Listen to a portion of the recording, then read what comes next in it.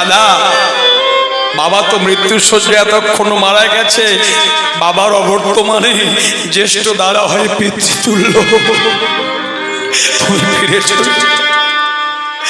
আমার মা তো বলেছিল আমার ছেলে ভরত রাজা হবে আর রাম বনে যাবে।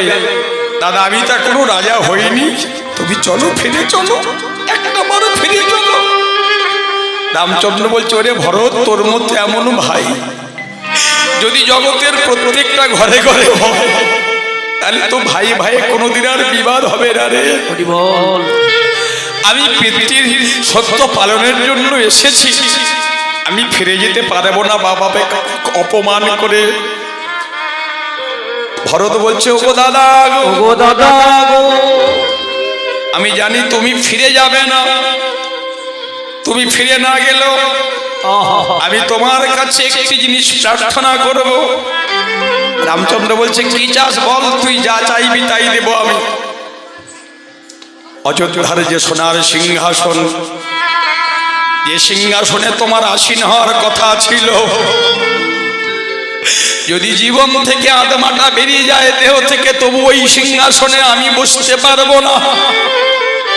তুমি যদি না যাবে তোমার ওই চরণ যুগলের খড়মধুখানি তুমি আমার মাথায় তুলে দাও। তোমার ওই চরণের খড়মধুখানি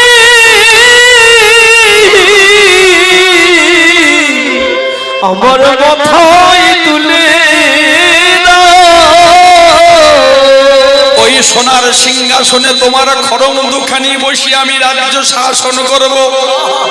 প্রতিদিন বদলে আমি রাম নাম জপ করব, আর আমার নয়নের জলাবে তুলসী দান, নয়নের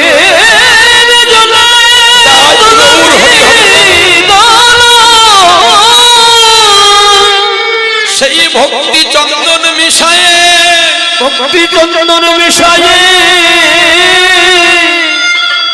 আমি কি করবো জানো? কুশের আসনে বসে আমি 14 বৎসর পূজা করিব।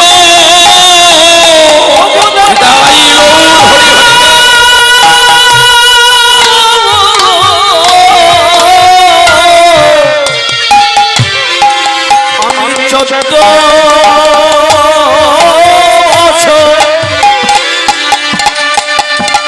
আমি পূজা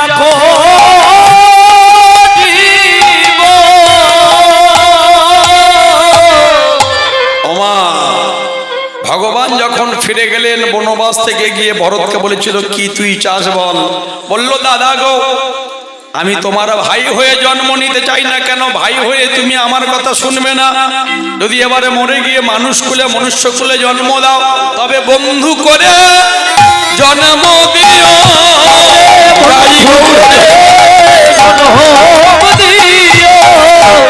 ওই সেই সুদামা বন্ধু হয়ে এলো। আর সুদামার মা রচনা দেবী কি করলেন? গুরুকুলে এসে হাজির হলেন আর গুরুদেবের চরণে এসে প্রণাম করলেন। কৃষ্ণ বলরাম আর সুদামার সঙ্গে বন্ধুত্ব হয়ে গেল মায়েরা। এমন করে গুরু, যিনি গুরুমা ছিলেন, তিনি বললেন, সুমুখে দেখবি বললেন, ওরে বাবা আমার বাড়িতে তো রন্ধনের কাষ্ট শেষ হয়ে গেছে, তা তোরা একটু কাষ্ট এনে দিবি। একদিন কাষ্ট আনতে গিয়েছে বাবা, আর গিয়ে কি দেখা গেল? বনের পথে মায়েরা।